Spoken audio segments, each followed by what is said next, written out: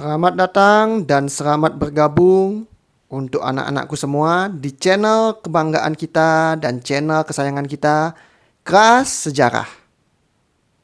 Nah, sebelum Bapak melanjutkan pembahasan kali ini, ada baiknya kalian tekan tombol subscribe, like, dan di akhir acara kalian komen. Nah, kali ini kita akan membahas mengenai keyakinan atau kepercayaan manusia pra-aksara. Nah, tema kita kali ini mengenai sistem kepercayaan masyarakat pra-aksara. Bagi kalian yang sudah membaca buku dan juga mencari sumber-sumber literasi dan informasi terkait erat dengan sistem kepercayaan masyarakat pra-aksara, mungkin kalian bisa membandingkan dengan informasi yang Bapak berikan. Nah, yang pertama mengenai jenis-jenis kepercayaan.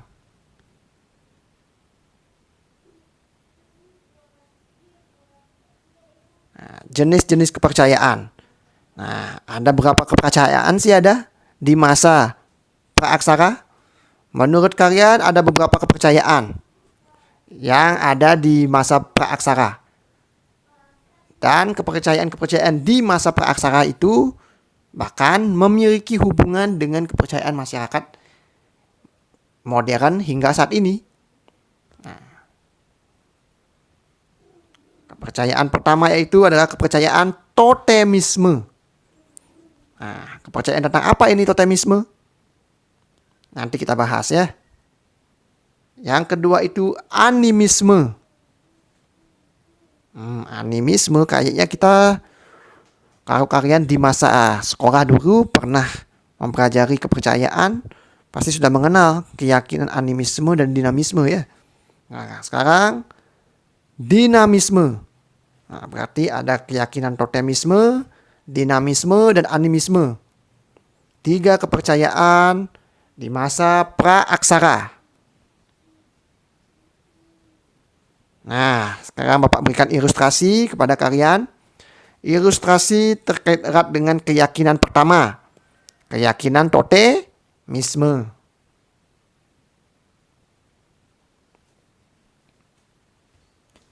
Nah, ilustrasi ini memperlihatkan berbagai macam wujud daripada sesembahan atau wujud daripada dewa-dewa yang disembah oleh masyarakat pra-aksara di masa lalu.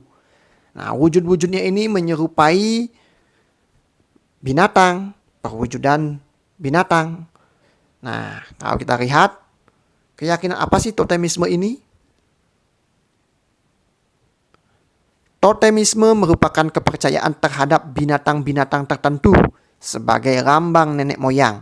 Binatang-binatang yang dianggap sebagai perwujudan nenek moyang di setiap daerah berbeda-beda. Sebagian masyarakat di Papua dan Pulau Seram mempercayai kadal adalah binatang perwujudan nenek moyang.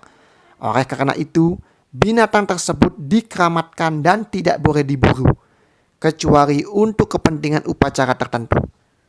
Nah, jadi berdasarkan penjelasan dan pengertian yang sudah dijabarkan, bahwa totemisme ini adalah keyakinan terhadap binatang-binatang yang disimbolkan atau diumpamakan sebagai perwujudan roh nenek moyang. Nah, kalau kita lihat lagi, binatang-binatang tersebut dianggap sebagai makhluk yang suci, makhluk yang sakral, yang tidak boleh diragukan kekuatannya. Contohnya saja seperti kadal di wilayah Kepulauan Papua dan juga Kepulauan Maluku Selatan, dan juga kalau di wilayah misalnya kalau kita seperti di Bali ini meyakini adanya due kan gitu. Due seperti ular, seperti naga, seperti singa, seperti macan putih, dan sebagainya. Nah, itu adalah keyakinan kita terhadap makhluk mitologi yang dianggap memiliki kekuatan. Nah, itu adalah merupakan kesamaan keyakinan totemisme dengan keyakinan yang ada sampai saat ini, khususnya di Bali. Nah, kita lanjutkan kembali. Nah, ini merupakan apa ini? Seorang yang sedang memanggil hujan. Jadi di sini ada pemanggilan hujan atau pemanggilan arwah nenek moyang. Nah, ini menyangkut keyakinan apa? Seperti yang sudah dibahas di awal. Kepercayaan animisme. Nah, kalau kalian sudah membaca buku, apa itu kepercayaan animisme mungkin? Nah, kepercayaan animisme lebih mendekatkan pada pemujaan terhadap roh nenek moyang.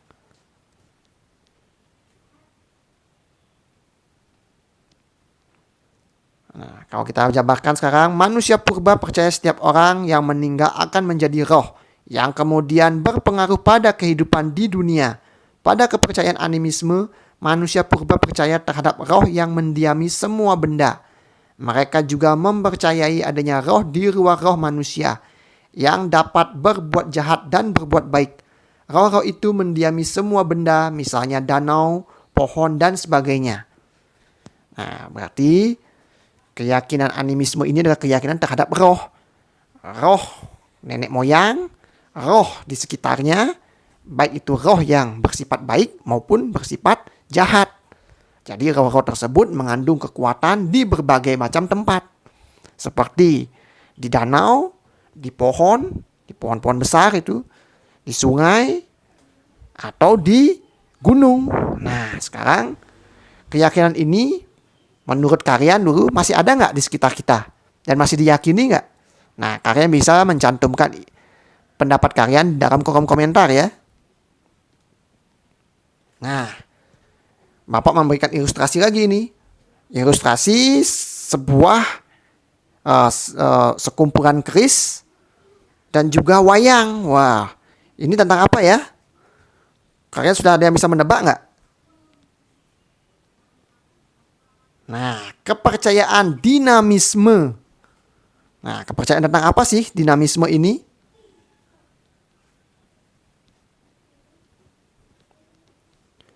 Dinamisme adalah kepercayaan bahwa segala sesuatu punya tenaga atau kekuatan yang dapat mempengaruhi keberhasilan atau kegagalan usaha manusia. Mereka percaya terhadap kekuatan gaib dan kekuatan itu dapat menolong mereka. Kekuatan gaib itu terdapat di dalam benda-benda seperti keris, patung, gunung, pohon besar, dan lain-lain. Untuk mendapatkan pertolongan kekuatan gaib tersebut, mereka melakukan upacara pemberian sesaji atau ritual lainnya. Nah, seperti penjabaran yang Bapak berikan atau penjelasan yang sudah kalian baca mungkin di layar monitor kalian, dinamisme ini adalah sebuah keyakinan yang mempercayai segala benda atau segala unsur kekuatan yang ada di sekitarnya, baik itu benda maupun tumbuhan, itu mengandung kekuatan. Dan kekuatan-kekuatan tersebut dapat memberikan pertolongan dan dapat menunjang keberhasilan manusia praaksara di masa lalu. Bahkan ada juga yang mengkaitkan kegagalan manusia praaksara seperti panen, seperti berburu, seperti beradang, seperti mengasah alat-alat logam, itu diakibatkan dari ketidaksesuaian antara unsur alam, unsur kekuatan yang ada pada pekerjaan mereka dengan kekuatan yang dimiliki oleh mereka sendiri. Jadi mereka harus bisa mengendalikan kekuatan-kekuatan tersebut. Jadi di sini keyakinan dinamisme lebih menekankan pada aspek kemampuan manusia untuk bisa menyatukan dirinya dengan alam dan kekuatan-kekuatan yang ada di sekitarnya. Ya, jadi kekuatan tersebut bisa berupa keris yang ditempa harus bisa menyatukan kekuatan tersebut dengan manusia yang menempanya. Belum lagi manusia sebagai petani, dia harus bisa selaras dengan alam, dengan sungai, dengan kebun, dengan tanah yang dia jadikan objek sebagai pekerjaannya. Nah, itu harus sesuai. Kalau tidak seimbang, nah niscaya mereka akan menemukan kegagalan. Nah, kalau begitu kita lanjutkan kembali.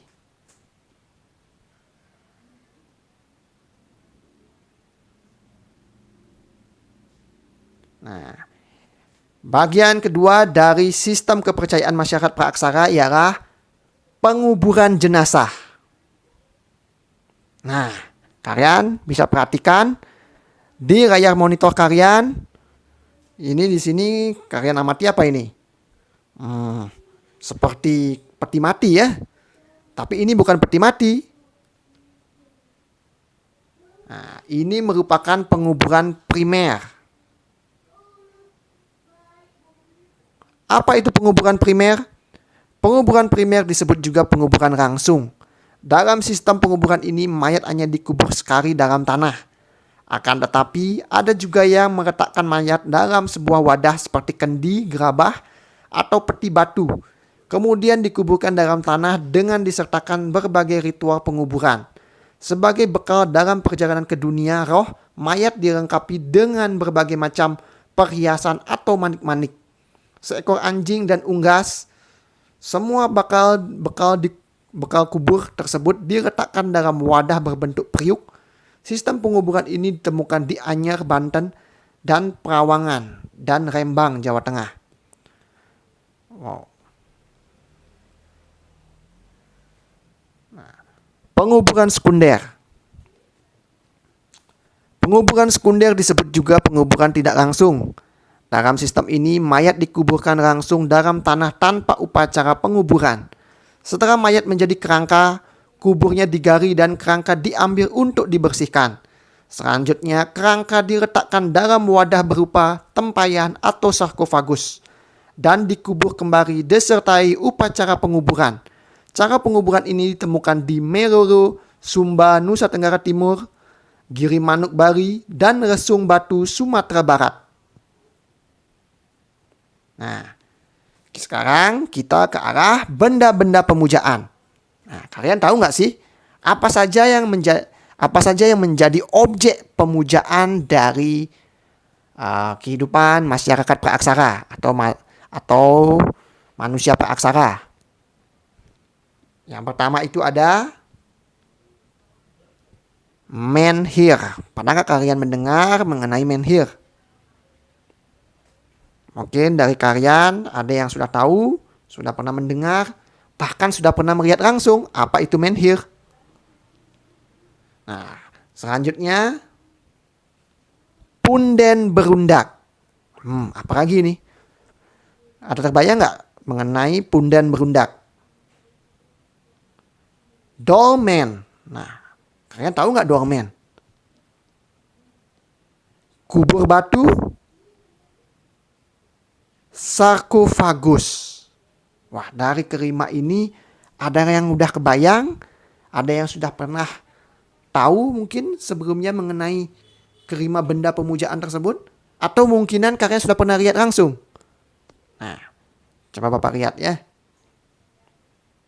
Nah, di sini ada ilustrasi terkait erat dengan benda pemujaan pertama. Apa itu? Iya, menhir. Menhir ini menyerupai apa ya? Kerucut. Batu yang menjurang tinggi ke atas. Menhir adalah tugu yang didirikan untuk upacara menghormati roh nenek moyang. Menhir dianggap sebagai lambang dan bersemayamnya roh leluhur. Bangunan menhir ada yang berdiri tunggal dan ada yang berkelompok serta ada pula yang dibuat bersama bangunan lain seperti punden berundak. Kebudayaan ini bisa ditemukan di Pasemah, Sumatera Selatan, Sulawesi Tengah, dan Kalimantan. Jadi menhir ini adalah tugu yang didirikan untuk upacara penghormatan roh nenek moyang. Jadi untuk menghormati roh nenek moyang mereka yang sudah ke alam baka atau sudah ke alam nirwana, mereka menghormati nenek moyang mereka dalam wujud batu-batu besar. Nah, sekarang kita lanjutkan lagi. Nah, ini apa ini? Ini apa? Ini apa ya? Nah, bagian kedua tadi kita membicarakan tentang apa? Ya, punden berundak. Nah, kalau kalian pernah mungkin perpergian ke luar Bali atau mungkin di Bali ya. Di Bali mungkin kalian pernah lihat nggak beberapa bangunan yang hampir menyerupai punden berundak. Ada nggak kesamaannya? Kalau ada, kemungkinan besar itu merupakan akulturasi atau perpaduan dari kebudayaan masyarakat praaksara yang dibawa hingga saat ini. Nah, coba dulu. Punden berundak merupakan bangunan dari batu yang disusun secara bertingkat-tingkat. Bangunan ini berfungsi sebagai tempat pemujaan terhadap roh nenek moyang. Bangunan punden berundak merupakan cikal bakal bangunan candi pada masa Hindu-Buddha. Pendirian punden berundak dilakukan berdasarkan arah mata angin yang diyakini memiliki kekuatan gaib atau di tempat-tempat yang dianggap sebagai tempat bersemayamnya roh nenek moyang seperti gunung atau bukit. Jadi, punden berundak ini merupakan tempat pemujaan roh nenek moyang. Nah, kalau kita lihat, ada nggak kesamaan dengan beberapa tempat pemujaan yang mungkin kalian sempat lihat? Ada nggak? Atau nggak, mungkinan kalian pernah lihat mungkin wujud daripada tempat pemujaan yang hampir sama dengan punden berundak. Nah, coba kalian lihat kalau kita di Bali ini Kemuran. Nah, sanggah Kemuran itu hampir sama nggak seperti punden berundak? Atau enggak, kalian lihat kaki candi. Entah itu candi Prambanan, candi Bentar. Nah, itu hampir semuanya hampir mirip dengan punden berundak. Berundak-undak. Undaknya itu hampir sama, kaki candinya pun juga hampir sama. Nah, kalau begitu kalian bisa menemukan kesamaan antara keyakinan atau antara arsitektur di zaman praaksara dengan arsitektur di zaman modern seperti sekarang. Nah, kalau begitu Bapak lanjutkan. Nah, ini apa ini ya? Nah, ini apa ini? Kalau kalian amati ini apa ini? Seperti meja, tempat duduk, atau kasur mungkin ya, Bali. Dolmen. Nah, ini ya dolmen. Ini yang Bapak sebutkan tadi bernama dolmen. Nah, dolmen, bangunan ini menyerupai meja dari batu yang berfungsi sebagai tempat meletakkan sesajen untuk pemujaan. Dolmen juga berfungsi sebagai tempat duduk kepala suku. Dolmen ditemukan di Cipari Kuningan, Jawa Barat, Bondowoso dan Jember, Jawa Timur, Pasemah, Sumatera Selatan, dan Nusa Tenggara Timur. Nah, kalau kita lihat, dolmen ini banyak digunakan sebagai tempat meletakkan sesaji untuk menghormati roh nenek moyang. Selain itu juga dolmen digunakan sebagai tempat duduk kepala suku. Nah, kalau kita lihat kepala suku itu merupakan orang yang dituakan. Orang yang dianggap memiliki kesaktian, memiliki kemampuan untuk terhubung atau berhubungan erat dengan roh nenek moyang. Wah, jadi hanya orang-orang itu saja yang boleh disiapkan tempat untuk dolmen. Nah, kalau kita lihat lagi, anak-anak ya, ada nggak bangunan yang saat ini hampir menyerupai dolmen? Bangunan yang ada di sekitar kalian. Mungkin seperti meja, tempat duduk, bangku, itu. Atau mungkin tempat altar pemujaan. Altar pemujaan atau tempat untuk meletakkan, kalau kita di Bali, Banten mungkin ya. Banten, Canang, dan lain-lain. Ada nggak kesamaan? Kalau ada, kemungkinan ada akulturasi. Itu akulturasi di bidang arsitektur. Uh, Arsitektur di zaman praaksara dengan arsitektur di zaman Hindu-Buddha. Dan terus dilanjutkan di zaman modern hingga saat ini. Nah, kalau begitu kita lanjutkan kembali. Nah, ini apa ini? Ini apa ini? Ini apa ya?